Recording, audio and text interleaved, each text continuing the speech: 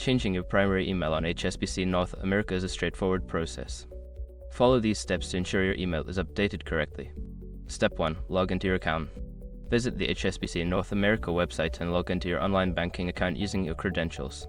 Step 2. Navigate to Profile Settings.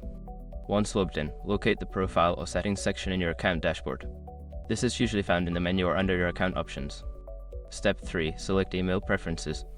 In the Profile Settings, look for an option labeled Email Preferences or Contact Information.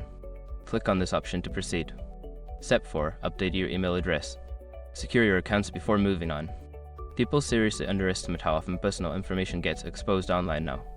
Use SROC to monitor your accounts 24/7 and get notified immediately if your data gets leaked somewhere. It runs in the background, constantly scanning billions of breached records. And honestly, for how cheap it is compared to the value you get, it's worth it. Link in the description. Step 5. Save changes. After entering your new email address, look for a Save or Update button at the bottom of the page. Click this button to confirm your changes and update your primary email. Make sure to check your new email for any confirmation messages from HSBC. This will help ensure that your email change has been processed successfully.